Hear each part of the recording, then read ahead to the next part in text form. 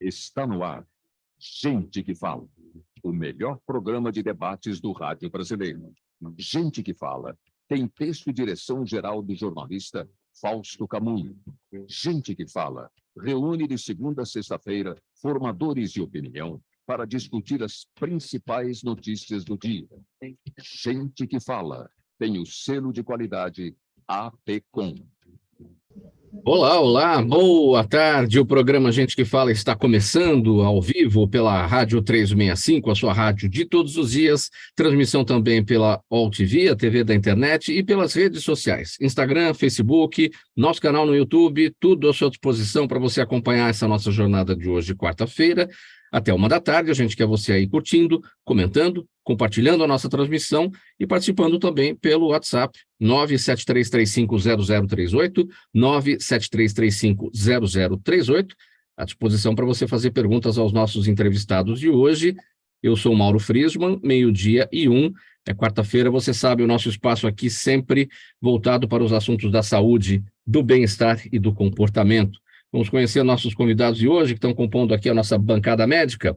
Dr. Nabil Goraeb, cardiologista e médico do esporte, professor de pós-graduação em cardiologia e medicina do esporte do Instituto Dante Pazanese e coordenador do curso Cardioesporte Goraeb da Medicine Cursos. Tudo bom, doutor Nabil?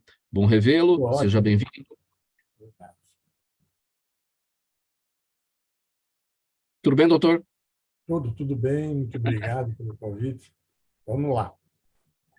Obrigado pela presença, pela colaboração sempre com a gente aqui.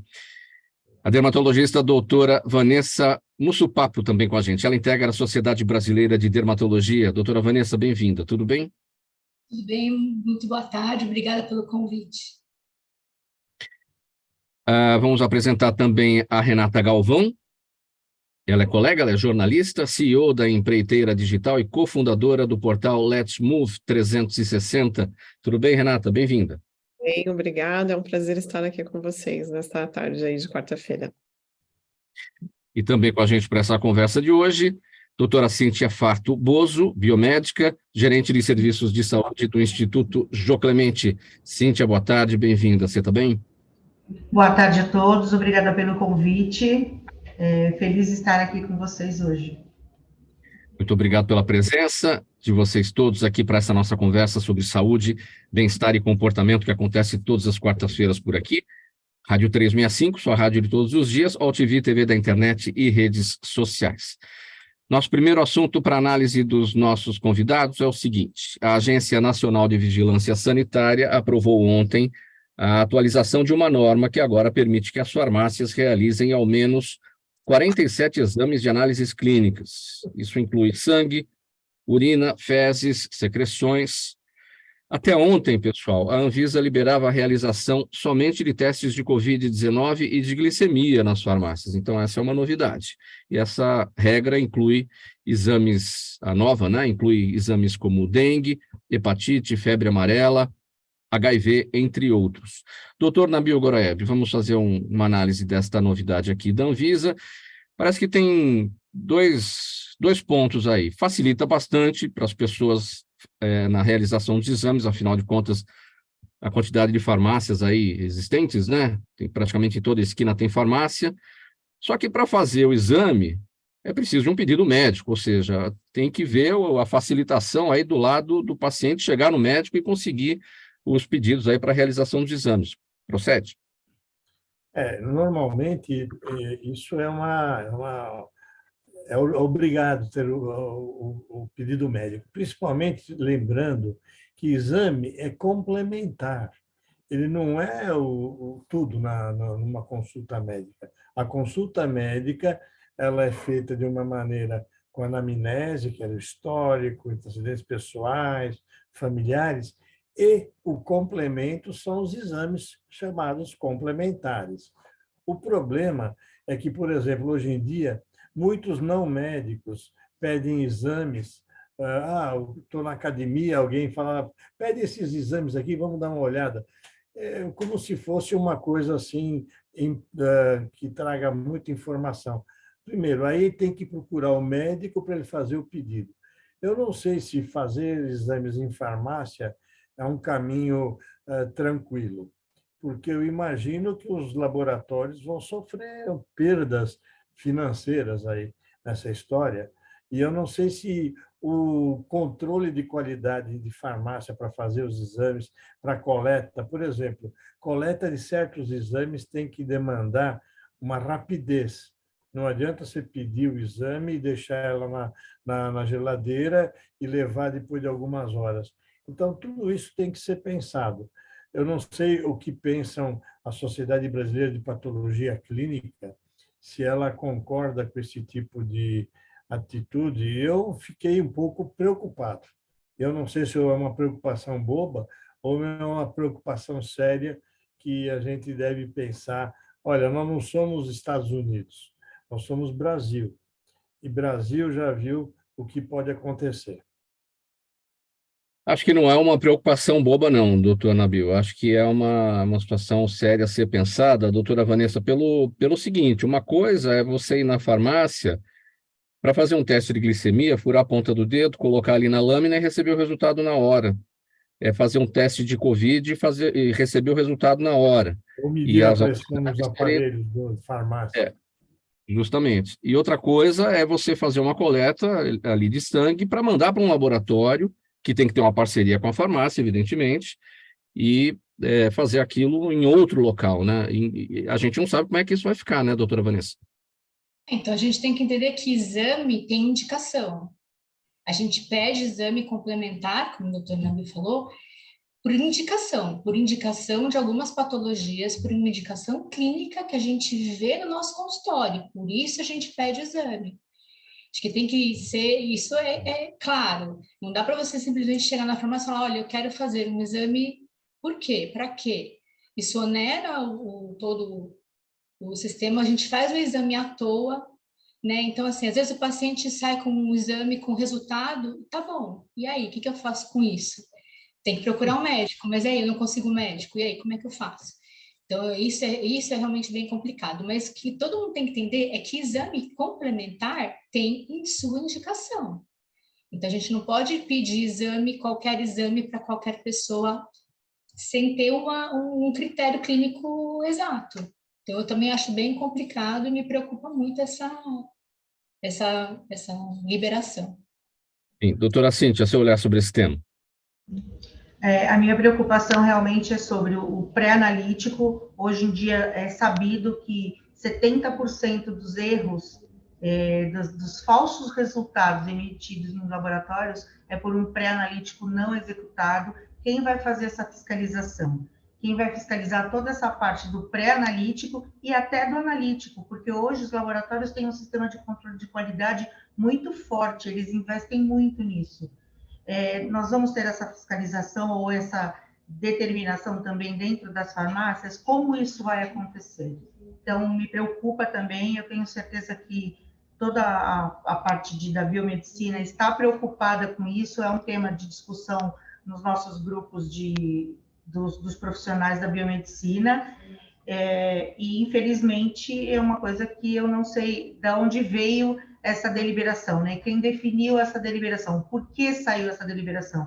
Porque é muito diferente você fazer um ponta de dedo, fazer uma aferição de pressão, fazer um COVID, que é um teste rápido que só pinga ali, e fazer um exame realmente, que tipo de exame? É o pocket, que é o considerado o exame, você coloca uma gotinha de sangue e já sai o resultado? Ou é uma coleta de sangue em tubo? Como isso vai ser feito? Então, isso é muito preocupante, realmente.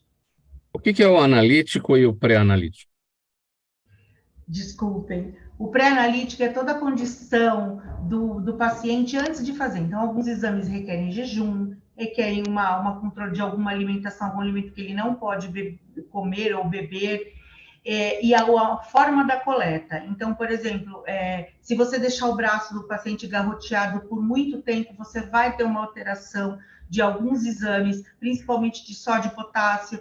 Então, tem toda essa parte pré-coleta do exame ou da própria coleta do exame que impacta no resultado final do exame. Desculpem. Então,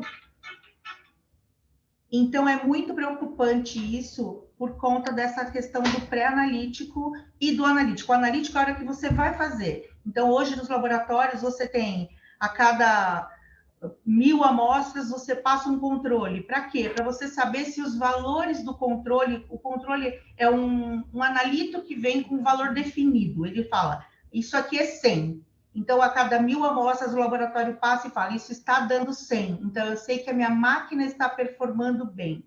Diferente que a gente não sabe como vai ser essa parte desse controle nas farmácias.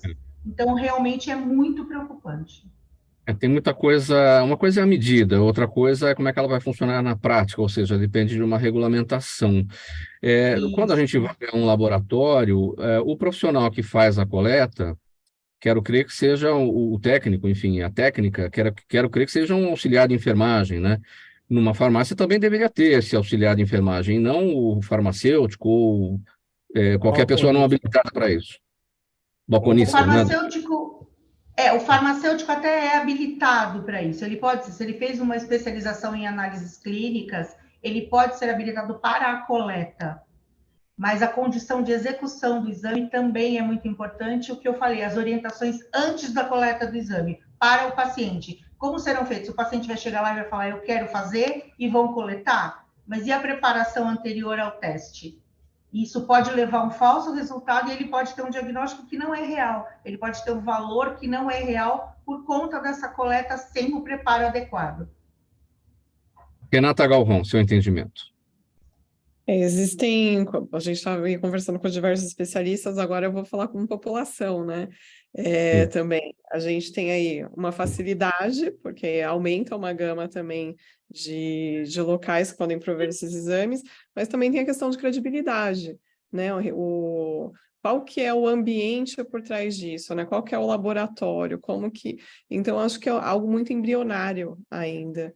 E a população precisa ser muito bem informada sobre isso tudo, né? É uma discussão que eu acredito que seja de todos, né? Não é uma decisão, talvez aí, política também, mas é algo que a população tem que se envolver na discussão. Sim, é toda uma regulamentação realmente necessária que vai longe. Acho que eu cortei o doutor Nabil, o senhor ia dizer alguma coisa, não? Não, eu estou concordando, eu pensei no que vai começar a funcionar isso em agosto, pelo que eu li quando saiu esse decreto. Como surgiu isso? Teve debate com as sociedades que são afeitas a esses exames, a medicina, a biomedicina, que são os profissionais que praticamente tocam o laboratório, são os biomédicos. Então, na verdade, eu estou muito preocupado agora, muito assustado, porque esse negócio aí está parecendo do tipo, na calada da noite, decretaram uma coisa que vai saber qual farmácia vai servir. Essas grandes redes, poderosas redes, que são de centenas de lojas, ou é o farmacêutico lá, que era meu vizinho de casa, tinha a farmacinha dele lá, ele aplicava injeção. Hoje, para você tomar uma injeção, você tem que procurar onde vai tomar essa injeção, que as farmácias não têm, mas tem umas que não aplicam injeção. Eu falei, puxa vida, eu lembro quando era moleque que qualquer injeção a gente ia na farmácia. Hoje eu não sei onde eu vou. Vou no pronto-socorro tomar uma injeção de analgésico. Que coisa mais louca que está ficando isso aqui. 12h14, pessoal, programa Gente que Fala, edição de quarta-feira, com os temas da saúde, do bem-estar e do comportamento por aqui. Rádio 365, sua rádio de todos os dias, AltV, TV da internet e também redes sociais. Próximo assunto. O abuso de anti-inflamatórios está colocando em risco a saúde de longo prazo de muitos atletas, e isso no mundo inteiro. O amplo uso desses medicamentos é estimulado pela pressão para que as lesões sejam tratadas rapidamente. Esse tema é cercado de mitos que envolvem redução de dores e de riscos e até melhoria de desempenho, mas especialistas alertam que os anti-inflamatórios podem causar lesões sérias nos rins, no coração, se não forem bem prescritos por médicos. Dr. Nabil Goraieb. Uma coisa é tomar um analgésico para uma dor, outra coisa é um anti-inflamatório. Tem gente que não sabe a diferença entre uma coisa e outra, porque a dor que provém de uma inflamação, ela depende de um anti-inflamatório, mas aí é preciso uma investigação médica. É uma confusão de nomes, porque o nome anti-inflamatório é sensacional. eu estou inflamado, vou tomar um anti-inflamatório, está resolvido o problema. Só que não é nada disso. E outra coisa, se vocês forem na largada de uma São Silvestre, na largada de uma maratona de São Paulo e corridas, é muito estranho. Se olhar na largada, o que tem de cápsula de um anti-inflamatório líquido que ele estouram na cápsula, tomam o líquido e gospem a cápsula, o piso da largada parece um tapete. Parece um tapete. Quer dizer, todo mundo toma. E falei, mas aí eu perguntei para um atleta, mas para que você está tomando isso? Ah, já vai começar a doer lá pelo 10. Cara, eu vou, assim, tomando, eu não vou doer. Mas a dor não é o problema. A dor é um aviso. Você está tendo um problema, de repente rompe o teu tendão, rompe o músculo, dá uma distensão muscular. Quer dizer, a compressão, infelizmente, a automedicação de anti-inflamatórios é um desastre. E isso começa em todos nós. Acostumamos por causa do nome. O nome é tão bonito, anti-inflamatório. Puxa, se estou inflamado, eu vou tomar o anti-inflamatório, e aí que vai acontecer os grandes problemas, as grandes lesões. Eu não sei se vocês lembram, teve um jogador da Inglaterra, aquele famoso, já aposentado, ele era até artista de cinema, ele estava andando no campo, de repente ele sentiu como se fosse uma pedrada no tornozelo, quando foi ver, tinha rompido o tendão de Aquiles. Quer dizer, e aquilo não foi naquele instante que aconteceu, porque aquilo já vinha vindo pequenas dores, eles vão deixando as dores para lá, está doendo aqui, deixar para lá, mas de repente aquele negócio explode, aí já é tarde. E é preciso um cuidado em relação ao anti-inflamatório, porque o prazo são poucos dias, né, para serem tomados, de 3 a 5 no máximo, né? Existem doenças como artrite reumatoide e outras doenças até dermatológicas que precisam tomar medicação por longos períodos, até a própria cortisona, que é um tipo de anti-inflamatório. Então, mas isso tem que ter, o médico tem que saber indicar e saber dar os limites. O que eu mesmo, quando eu vou tomar ou vou prescrever, muitas vezes, se eu não conheço, eu vou falar com quem conhece, porque são situações que podem causar danos irreversíveis nos rins, pode levar a doenças cardiovasculares e atrapalhar o tratamento. Você sabe que muitas vezes o anti-inflamatório pode atrapalhar a cicatrização. Se a gente faz um procedimento cardiológico chamado ablação de arritmias, onde você produz uma cicatriz no coração para que ela não tenha arritmias, você tomar anti-inflamatório, você tira exatamente o tratamento que você fez, foi a ablação, que é a cicatriz que era benéfica para o coração. Então, veja, é um remédio que tem que ter indicações muito claras. Né? Eu acho que isso é bem claro. Ou seja, um médico, para prescrever o anti-inflamatório, ele tem que conhecer muito bem sobre a saúde daquele paciente, porque precisa saber se aquele anti-inflamatório vai causar problema em vez de trazer a solução. Com certeza, eu acho que todos nós aqui que estamos conversando temos essa sensação, mas no fundo, todo mundo toma anti-inflamatório para qualquer coisa. Quais são as implicações ou os riscos do anti-inflamatório para o fígado? Porque metaboliza no fígado. Ele dá problema nos rins, principalmente. Nos rins. Ele modifica, tem várias ações, efeitos colaterais nos rins, no coração, pode produzir arritmias cardíacas. E o fígado é o nosso laboratório, né? Ele acaba tendo um aumento da transaminases. Então, você, quando toma anti-inflamatório, você pede o exame chamado TGO, TGP, principalmente o TGP aumenta com o uso de anti-inflamatórios, mostrando que passou por ali, superou o valor de normalidade, quer dizer, tem alguma lesão que vai ser regressiva, mas tem que tomar cuidado. Se você começa a tomar sem nenhum tipo de acompanhamento, você corre riscos de deteriorar, causar até cirrose no fígado. Doutora Vanessa, acho que na sua área deve muita gente chegar no consultório e falar assim, doutora, eu estou com uma inflamaçãozinha aqui, vai ver uma dermatite, né? Dermatite. Nós dermatologistas gostamos muito de usar corticoide, né? Corticosteroide, que é um tipo de anti-inflamatório. Ele é menos lesivo para rim, para fígado, mas tem todas essas indicações, porque os efeitos colaterais dele também, quando você usa de uma maneira indevida ou uma maneira errada, você pode ter outros comemorativos, como Cushing, alteração renal, alteração no fígado, mas aí você tem que usar por um bom tempo. Enfim, mas assim, o corticoide que a gente usa é um anti-inflamatório super potente. Ele é bom para as dermatites, a gente usa bastante, mas com a indicação certa. E o que a gente vê muito são as pessoas com medo do corticoide, na verdade. Na verdade, ele é o melhor anti-inflamatório em relação a efeitos colaterais, desde que bem utilizado.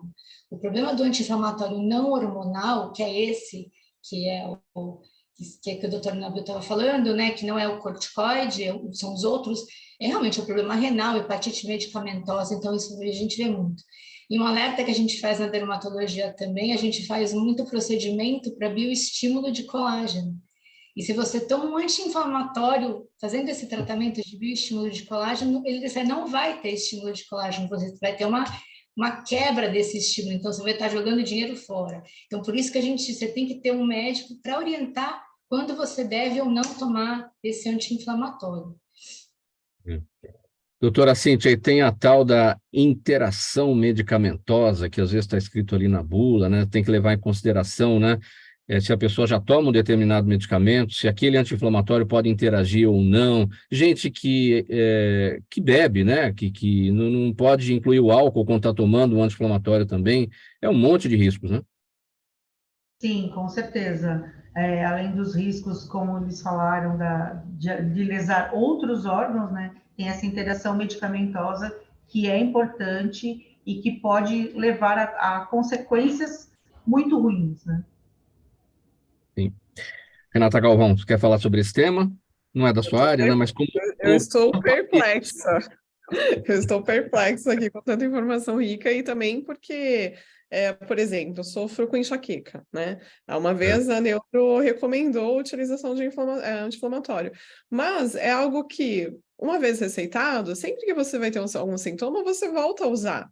Então, a gente não, assim, o leigo, né, que procura um médico, procura uma vez, aquele problema se repete e vai voltar a usar, e talvez não procure o médico de novo. Então, acho que também falta ali algumas informações, até no momento da prescrição, no sentido de, olha, se você sente novamente, você pode usar durante tanto tempo ou não, para que a gente possa ter essas informações, né? Eu estou desesperada aqui, porque qualquer coisa eu faço uso também. Calma, vamos baixar esse desespero. Vou perguntar para o doutor Nabil Goraeb. A Renata toma remédio, então, para dor de cabeça, anti-inflamatório para dor de cabeça. Como não arrumar uma outra dor de cabeça, doutor Nabil? Problema. Pois é, a gente tem que lembrar que anti-inflamatório tem efeito analgésico, mas não é analgesia total. Então, para dor de cabeça, são tratamentos, porque é uma doença, vamos chamar assim, vascular. Então, ele tem que tomar certos medicamentos que agem na vasculatura cerebral, diminuindo a dor de cabeça da enxaqueca. A enxaqueca, ou migrânia, ela tem vários nomes. Existem neurologistas especializados em enxaqueca para ter. Agora, lembrar sempre, analgésico não é anti-inflamatório e nem anti-inflamatório é totalmente analgésico. Tem as duas coisas. Por exemplo, o que a doutora Vanessa comentou, a corticoides, eles são anti-inflamatórios, mas não são analgésicos. Eles não aumentam o limiar de dor. A novalgina ou derivados de novalgina são derivados analgésicos e não tem ação anti-inflamatória. A aspirina, o ácido acetilsalicílico, ele é uma descoberta indígena brasileira. Ele é da casca do salgueiro. Não sei se vocês sabiam disso. A aspirina vem da casca do salgueiro, que veio, né? Então, ela tem ação anti-inflamatória e analgésica. Agora, a gente tem que saber utilizar, e aí, hoje em dia, nós temos vários analgésicos derivados até do ópio, que são controlados, mas isso, inclusive, já existe uma especialidade médica que é a dor. Então, veja como a coisa cresceu. Eu não sei tratar das dores neurológicas, tem que ser um indivíduo que é treinado para isso, que estudou, conhece os efeitos colaterais. Bom, a dor do infarto, bom, a dor do infarto é do infarto, mas não estou tratando uma dor crônica, etc. Então, tudo isso tem que ser muito bem cuidado. Acho que a mensagem principal é: não tome medicação sem indicação médica, explicando o que a Renata explicou. Olha, tem que dizer para você, use isso 5 dias, 7 dias, use dia sim, dia não, sei lá. Quer dizer, ela tem que saber, porque ela tem uma arma em casa. Essa arma em casa ela pode servir para coisas boas e coisas ruins. 12h26. Agora, programa Gente que Fala por aqui. Quarta-feira, os assuntos da saúde, do bem-estar e do comportamento. Rádio 365, sua rádio de todos os dias. AllTV, TV da internet e redes sociais. Próximo tema, vamos falar da 7ª edição da campanha Junho Lilás, encabeçada pelo Instituto Jô Clemente, que chama atenção para a realização do teste do pezinho, e especialmente do teste do pezinho ampliado. Na maior parte do Brasil, o teste do pezinho oferecido pelo SUS contempla a análise de apenas 6 doenças. São elas aqui, eu vou gastar o meu dialeto mediquês para falar: fenilcetonúria, hipotireoidismo congênito, né? Anemia falciforme, fibrose cística, hiperplasia adrenal congênita e deficiência de biotinidase. Aqui na cidade de São Paulo, os bebês nascidos na rede pública já têm acesso ao teste do pezinho ampliado, que pode detectar não só aquelas 6 doenças, mas 50 doenças. Doutora Cíntia, para a gente falar a respeito desse tema, quando a gente fala de teste do pezinho, é para detecção, especialmente de doenças raras, não? Sim, doenças raras e outras doenças que podem ser tratadas, e quando não tratadas, elas podem levar a sequelas muito importantes para as crianças. Então, você tem por exemplo, o 17, que é a hiperplasia adrenal. Uma criança não detectada com hiperplasia adrenal congênita, ela pode ir a óbito em 10 dias.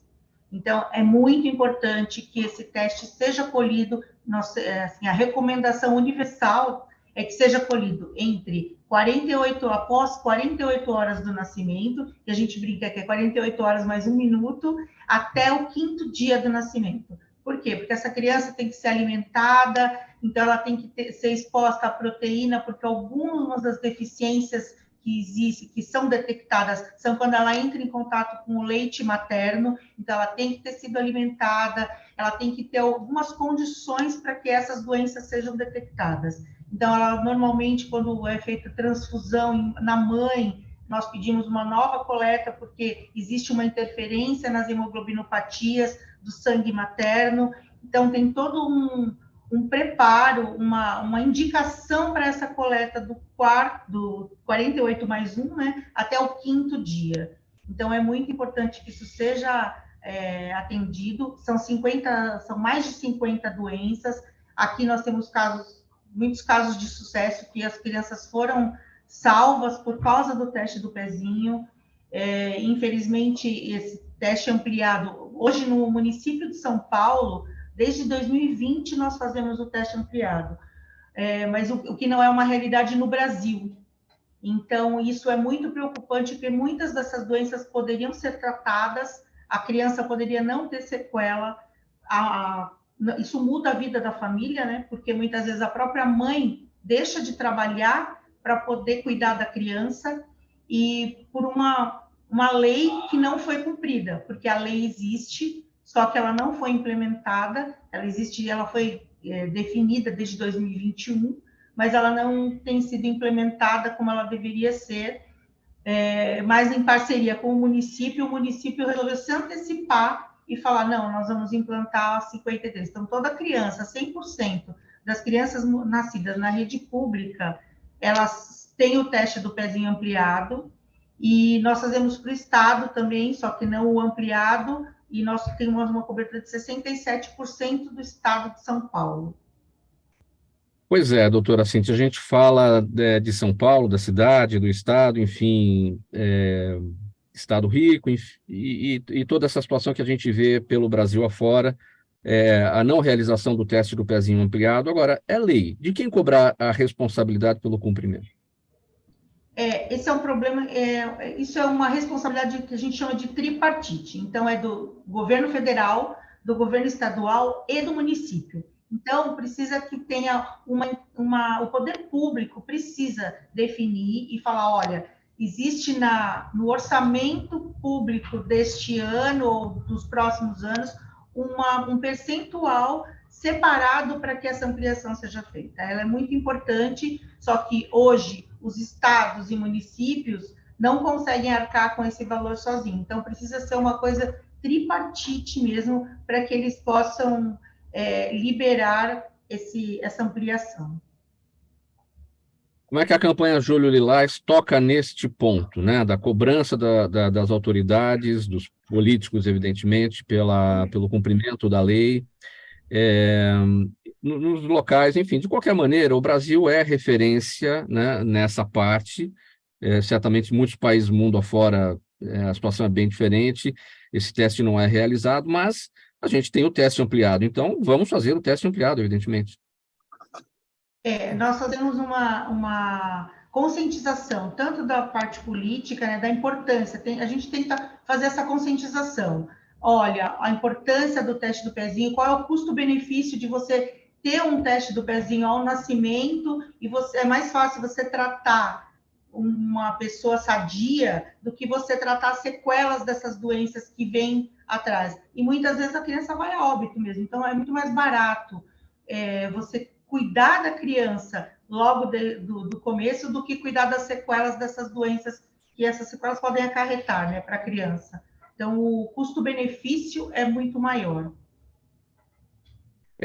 O custo, tem o custo financeiro, o custo social e o custo olhar para a dignidade humana, né? Porque você deixar de investigar para saber se aquela criança que nasceu pode ter problemas que vão afetar a vida dela permanentemente, até o final, né? Sim, e está incluso, inclusive, no Estatuto da Criança e do Adolescente, né? Que é um direito civil, é um direito social dessa criança ter esse teste, ter essa detecção nos primeiros dias de vida. E das mães também, né? Da família em geral, porque impacta toda a família, né? O impacto não é só na criança, o impacto é em toda a família que vai ter que se mobilizar para cuidar daquela criança com sequelas. Como é que a população, de uma maneira geral, pode se engajar na campanha Junho Lilás, junto ao Instituto Jô Clemente? O que dizer para a nossa audiência? Eu acho que as pessoas precisam ter bem claro, existe muita confusão, que muitas pessoas ainda acham que o teste do pezinho é aquele print que se tira do pezinho, né? E não é, o teste do pezinho não é isso. Muitas vezes eu falo, mas eu fiz o teste do pezinho, está lá guardado em casa o print. Não, o teste do pezinho não é isso. O teste do pezinho é muito simples, são gotas de sangue que são coletadas do calcanhar da criança, de uma região que, não vou dizer que é indolor, mas que é a região mais indicada por causa da vascularização dessa região, que é muito boa, e você consegue, num papel filtro, fazer essas 50 doenças. Então, é uma coisa que é obrigatório, o Estado já aprovou a lei, e assim, nós temos, quem tiver, né, a sociedade civil que quiser mais informações, nós temos todas as informações de todas as doenças que são cobertas. Eu não vou falar aqui porque são mais de 50, então eu perderia muito tempo só falando das doenças. Mas no nosso site, nas nossas redes sociais, a gente divulga muito, que é no IJC, www.ijc.org.br. Lá tem explicado todas as doenças, tem muito material que pode ser utilizado de impressão lá também. Nós temos o @Instituto Jô Clemente, que é o nosso Instagram, e também nós estamos, principalmente agora, nessa 7ª edição da campanha, nós estaremos postando muito conteúdo para o conhecimento das pessoas, para que as pessoas se informem e vão atrás de prevenir doenças que podem ser prevenidas, como um hipotireoidismo congênito. Se você não trata, a criança tem sequelas neurológicas, e é uma coisa que ele só precisa tomar um remedinho todo dia de manhã, e é um remédio barato, não é um remédio caro. A própria toxoplasmose, se você não cuida de uma criança com toxoplasmose, ela pode adquirir cegueira. Então, é muito importante essa conscientização da população que é necessário, o teste do pezinho é importante, não é só eu falo que por nós fazermos o teste do pezinho, não é só uma divulgação porque nós queremos, não, é uma coisa importante para toda a sociedade e para a qualidade de vida dessas pessoas que têm alguma alteração e que podem viver normalmente. Faltando 25 minutos para 13h agora, a gente prossegue por aqui com o programa Gente que Fala, quarta-feira, os assuntos da saúde, do bem-estar e do comportamento, Rádio 365, sua rádio de todos os dias, AltV TV da internet, redes sociais, Instagram, Facebook, nosso canal no YouTube, tudo à sua disposição para você acompanhar essa nossa conversa aqui, muito importante, com os nossos especialistas de hoje. Próximo tema: o câncer de unha, apesar de raro, manifesta-se de diversas formas e requer atenção para que o tratamento seja feito o mais rápido possível, pois pode levar à amputação do dedo para evitar que a doença se espalhe pelo corpo. O risco é grande, porque muitas vezes o problema é confundido com uma micose, sendo tratado de forma incorreta ou com diagnóstico tardio. Esse câncer pode se manifestar de muitas formas, mas os tipos malignos são o carcinoma espinocelular e o melanoma. O tema foi um dos destaques do 8º Simpósio de Cabelo e Unhas, realizado na semana passada pela Sociedade Brasileira de Dermatologia. Doutora Vanessa, como suspeitar do câncer de unha? Porque é de se supor que a mulher ou o homem, né, lá na manicure, pedicure, ali vê alguma coisa esquisita, errada com a unha, ou até diante de um profissional de podologia, mas esse profissional não vai identificar exatamente o que é que está acontecendo, claro, porque não é médico. Não, sim, a gente tem esses dois tipos de câncer, porque a gente tem vários tipos de tumores ungueais. A maioria benignos, mas esses dois em específico, né, o carcinoma espinocelular e o melanoma, o melanoma principalmente, ele dá metástase e ele leva a óbito muito rapidamente se não tratado corretamente, né? E o carcinoma espinocelular, ele também dá metástase, mas é um pouco menos agressivo, mas como é que a gente suspeita? O carcinoma espinocelular é como se fosse uma verruga ou como se fosse uma micose de unha, só que a unha fica espessada, aí a gente tem dor. Geralmente tem bastante dor. Claro que numa micose de unha ou mesmo uma verruga, a gente pode ter essa dor. Só que assim, ele é uma lesão que sangra muito, que ela tem características, às vezes ela é dura, bem endurecida, às vezes ela adere lá no osso, que você tenta movimentar o dedo e você não consegue movimentar, então ela é bem aderida. Isso é um carcinoma espinocelular. Já o melanoma, que muito se falou ultimamente por causa daquelas câmeras de unha de gel, né, câmera UV de unha de gel, que pode realmente desencadear ou piorar uma lesão prévia, porque ele emite radiação. A gente teve esse assunto vindo à tona. E como é que a gente faz diagnóstico de um melanoma? Melanoma ungueal é simplesmente uma linha preta na unha, ela começa com uma linha fina e ela pode se modificando, como todo câncer, ela vai modificando, ela vai crescendo, então ela vai alargando, ela vai às vezes acometendo toda a unha e às vezes o melanoma ele vai para a pele ao redor da unha. Então, assim, a gente tem que ficar muito atento com a área não só da unha, mas com a pele ao redor. E o melanoma, ele não dá mais de uma unha, né? Então, quando você tem essa listra enegrecida ou amarronzada em uma unha apenas, a gente tem que ficar realmente de olho, tá? Se você tem várias unhas, isso pode ser uma condição genética, que é a melanodermia ou melanoníquea, que pode ser e é super benigno, é muito comum.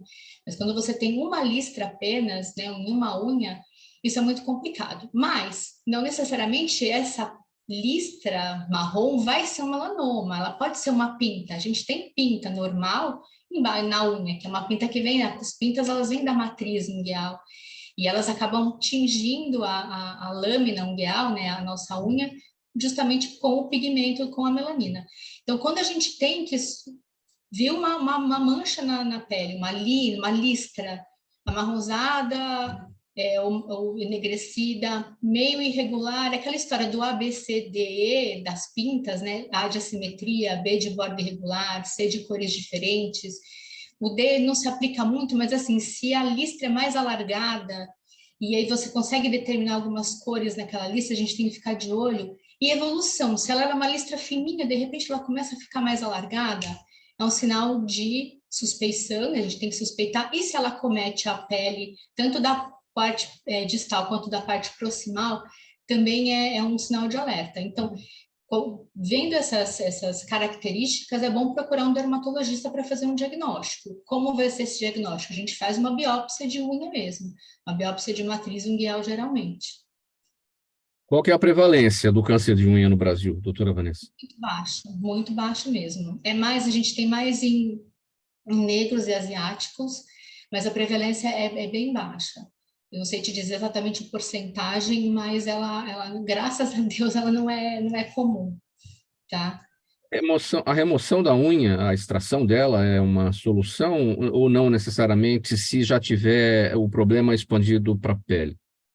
Então, na verdade, assim, a gente tem que fazer essa biópsia para estratificar, para saber em que momento a gente está pegando essa lesão, porque a gente tem indícios na biópsia de unha que mostram para a gente se essa lesão ela está mais superficial, que só retirando aquela área toda vai tratar, vai curar, ou se ela está mais profundo. Então, quanto mais profundo, maior risco dela ter se disseminado via linfática ou hematou pelo sangue ou pela linfa para gânglio e com isso ter gerado metástase. Então, o que vai determinar o tratamento do câncer de unha, principalmente do melanoma, é essa medida que a gente faz na biópsia, que é o índice de Breslow, e dependendo do Breslow, a gente vai saber o que fazer, se vai para só retirar local, se vai para amputação do dedo, se vai fazer linfonodo sentinela, que é a pesquisa de metástase que a gente faz na cadeia ganglionar mais próxima, ou se vai ter que fazer alguma quimioterapia, imunoterapia, ou uma terapia-alvo, e aí tudo isso aí você já envolve uma equipe multidisciplinar que tem oncologistas, cirurgiões oncológicos, radioterapeuta, enfim, aí fica bem mais complexo no caso do melanoma. O câncer de unha é uma condição mais genética, sempre genética, ou pode surgir de uma outra maneira, um trauma na unha, um problema, sei lá, machucou ali na manicure? O carcinoma espinocelular geralmente vem de um trauma. O melanoma, ele tem só 10% dos casos de melanoma são genéticos, né? Mas o unguial às vezes pode ser sim, mas é tudo fator ambiental. Então, a radiação ultravioleta é um dos principais fatores de desencadeamento do melanoma e do espinocelular. Na unha, esse espinho celular unguial, a gente tem, às vezes, substâncias químicas que a gente tem contato que podem desencadear, agora não mais arsênico, mas era muito comum, né, ter contato com arsênico, isso desencadear um espinho celular. E o melanoma, ele é por radiação também. Então, a gente tem que tomar bastante cuidado, tem que usar protetor solar, evitar realmente essas câmeras de unha em gel, porque a gente não sabe, a gente tem um estudo que mostra que realmente você pode ter problemas com essas cabines de ultravioleta, mas a gente não sabe até que ponto, né, isso daí pode ser perigoso, então tem que tomar cuidado. E o assunto é sempre para dermatologista cuidar. Sempre para dermatologista, vai ao dermatologista, o dermatologista vai fazer o diagnóstico, vai fazer a biópsia, ou vai suspeitar, vai fazer biópsia. Aí, às vezes, a gente tem que fazer raio-x, ressonância, tomografia, para ver se tem acometimento ósseo ou não. E aí, saindo da pele, quando você já tem um Breslow, essa espessura um pouquinho maior, porque o dermatologista, ele atua em até certo ponto. Chegou em determinado momento, a gente não consegue fazer isso sozinho, por isso a gente vai precisar de uma equipe multidisciplinar. Por isso a gente tem esses centros de oncologia a gente tem o dermato, o oncologista, clínico, o cirurgião oncológico e o radioterapeuta, que a gente atua em um conjunto. Então, por isso que assim, toda vez que suspeitar, tem uma lesão, suspeita, vai correndo, vai rápido, tenta ir rápido para o dermatologista, porque se a gente pega no início, a chance de cura é 99% e você não tem que, né, se submeter a outros especialistas para tentar resolver o problema. Você minimiza a chance de ter uma amputação ou de até metástase. Então, é sempre assim, suspeitou de alguma coisa, manicure, podólogo, a gente tem que realmente, a manicure achou que está meio esquisito, vai no dermatologista. A gente tem tem um grupo brasileiro de melanoma, tem uma campanha que chama Juntos contra o Melanoma. Então, a gente acaba ensinando podólogos, cabeleireiros, até tatuadores, a identificar algumas lesões que podem ser suspeitas de melanoma e encaminhar para o dermatologista. Então, a gente faz ações nesse tipo para incentivar e orientar a população que não é médico a prestar atenção nesses sinais.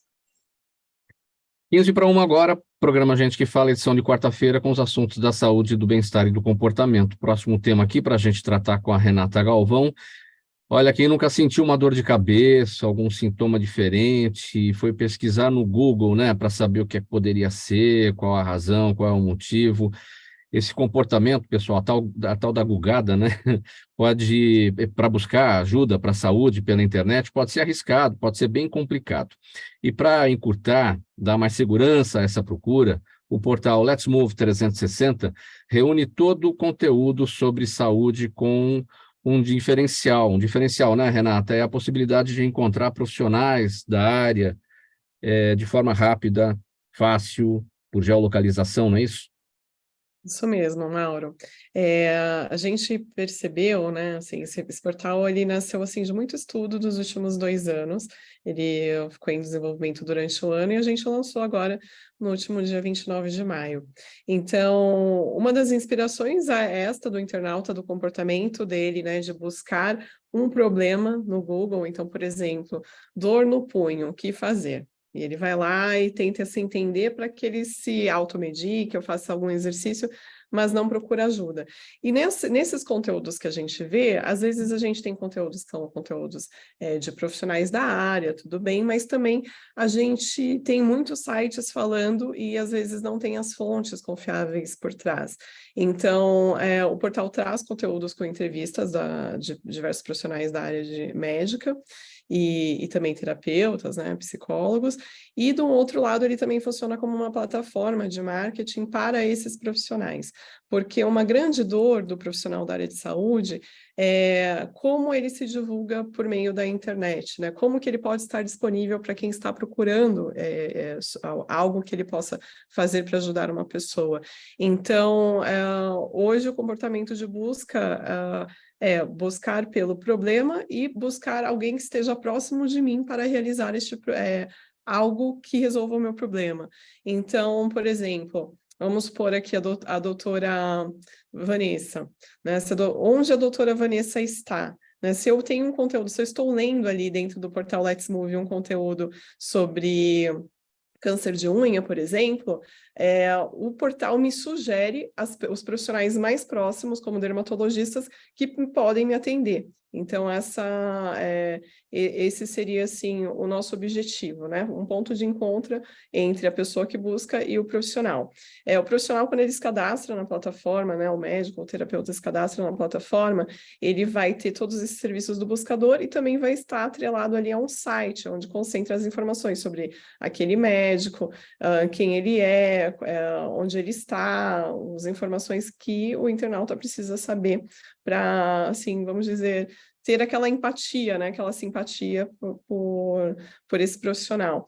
E então a gente fez esse ponto de encontro, essa junção aí de bem-estar com esses profissionais.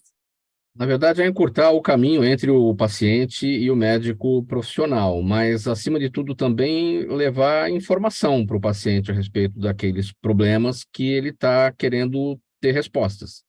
Exatamente, também. Com informação séria, informação com conteúdo sério de profissionais que falam sobre ele.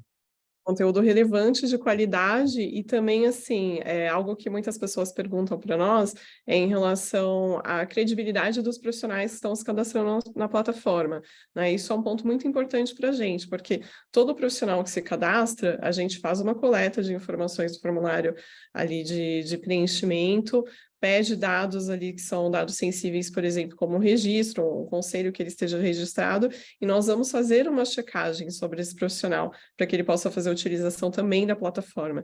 Então, a gente também garante, né, a credibilidade nesse sentido da pessoa que está ali oferecendo por um serviço. Uma das outras dores também desses profissionais da saúde é que eles não têm muito tempo, né, para ficar fazendo conteúdo na internet, utilizando as redes sociais. Então, também foi um jeito de encurtar esse encontro entre o paciente e entre o profissional. Profissionais que estão lá, os profissionais que estão lá, os que são médicos particulares, médicos de planos de saúde também, como é que isso funciona? Sim, todos os profissionais da área de saúde podem estar no Let's Move, né? Só preencher um cadastro e esse cadastro vai ser validado pela plataforma. A gente não faz distinção entre... A gente fala da área, é um grande ecossistema. Não, o biomédico ele pode estar presente no Let's Move, o psicólogo, até mesmo o massoterapeuta, que trabalha ali também com bem-estar, né? É uma plataforma para bem-estar da população de uma forma geral. Eu falei aqui, é comum usar esse termo agora, né? Está na moda, a tal da gugada, né? Um comportamento para as pessoas, né? Das pessoas que vão para a internet para tentar entender ali o que significa determinado sintoma, e aí começa a pensar coisa errada, porque consultou conteúdo errado, conteúdo fake às vezes, enfim. Então, esse trabalho busca também botar ordem na casa. É o fim do Dr. Google? Bom, não diria que seria o fim do Dr. Google, porque o Google ele é uma plataforma essencial para que as pessoas achem, né, o portal, e nós queremos estar presentes nas plataformas de busca, ocupando ali o primeiro lugar, né, o posicionamento dos nossos conteúdos ali no primeiro lugar, esse é o nosso objetivo. E a partir disso, ter esta credibilidade. Eu acho que é um grande movimento, tanto de médicos, né, de toda a cadeia aí da saúde, incentivar que as pessoas elas procurem um especialista, né? Não se prescrevam, né? Assim, que nem a gente estava falando ali sobre a dor de cabeça, a enxaqueca, busquem um especialista. A gente está indo para uma era também de inteligência artificial. A gente já vê muitas pessoas buscando, inclusive, ali em ChatGPT, informações do que elas poderiam utilizar, como se o ChatGPT pudesse ser um médico, né? Então, assim, é um grande movimento para que a gente combata isso, e apesar da pessoa encontrar informação pela internet, pelo Google ou qualquer outro buscador, ela possa ser incentivada a ter o especialista ali, porque ele está ali disponível, está muito perto dela, então esse é o nosso objetivo. Tem uma pergunta aqui da Carla Dias, ela está no Facebook acompanhando a gente. Antes dessa pergunta,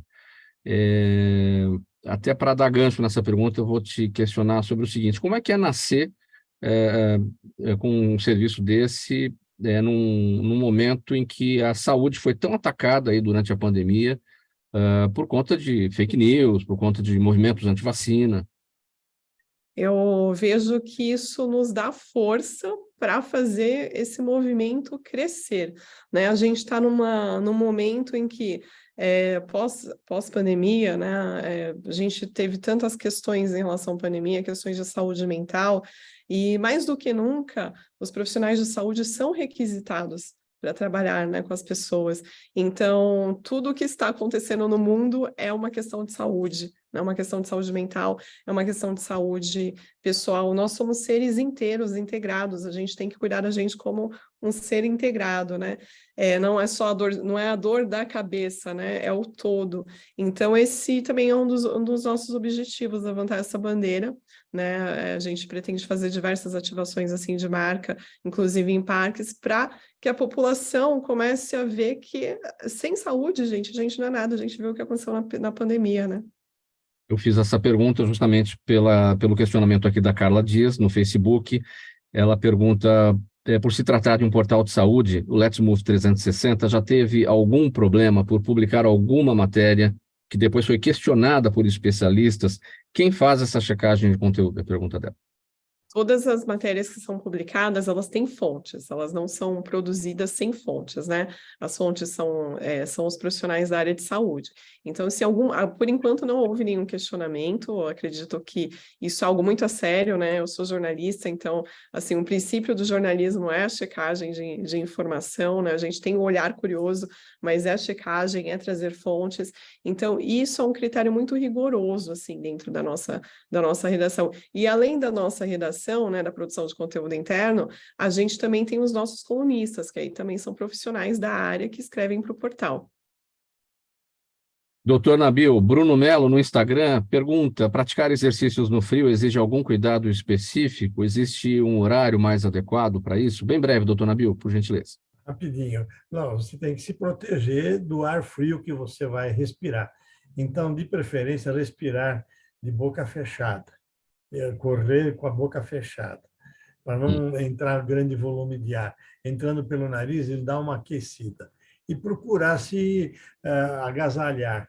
O importante nesses tempos de muito frio, muita umidade, ou então tempo seco, às vezes ficar dentro de um lugar fechado, abrigado. Agora, correr no ar forte, frio, não é uma grande opção para a saúde, não, porque pode baixar a imunidade e você ter complicações, principalmente das vias aéreas, nariz, garganta, pode acabar tendo algum tipo de infecção, de inflamação. No YouTube, a Juliana Rocha pergunta para a doutora Vanessa o que são as manchas brancas que surgem nas unhas de tempos em tempos, até mesmo em crianças. Bem breve, doutora. Geralmente é o ressecamento da lâmina ungueal que dão essas manchas brancas. Em mulher, isso está muito ligado a esmalte, né? Não deixar o esmalte por muito tempo, não retirar, não hidratar as unhas, porque as unhas precisam ser hidratadas também. Doutora Cíntia, Daniela Neves no YouTube, também no YouTube. Existe uma idade limite para se fazer o teste do pezinho? Pergunta dela. Então, a idade limite que nós tratamos aqui é até 30 dias, porque depois disso, alguns exames requerem a coleta de sangue, e não de sangue em tubo, e não em papel filtro. Por quê? Porque hoje os kits que existem no mercado, eles foram desenvolvidos a partir de RNs, de crianças recém-nascidas, e não de crianças mais adultas, vamos por assim, mais velhas. Então, o importante é que se faça até o 30º dia de vida. Não é que não dá para fazer, mas talvez a eficiência não seja tão grande quanto nos primeiros 30 dias. Então, talvez, além da coleta do papel filtro, vá se exigir um tubo de sangue, de coleta de sangue, para poder fazer os exames que assim o exigem. Tempo do programa Gente Fala de hoje, já no finalzinho, vamos às despedidas de cada um. A doutora Cíntia está com a palavra. Doutora Cíntia, 10 segundos, sua mensagem final e seus canais, muito rapidinho. Agradeço imensamente, né, ao convite. Falo que o nosso site www.ijc.org.br está à disposição. Nós temos um canal de dúvidas lá, então quem tiver alguma dúvida pode nos enviar através do site, e agradeço muito a participação nesse bate-papo.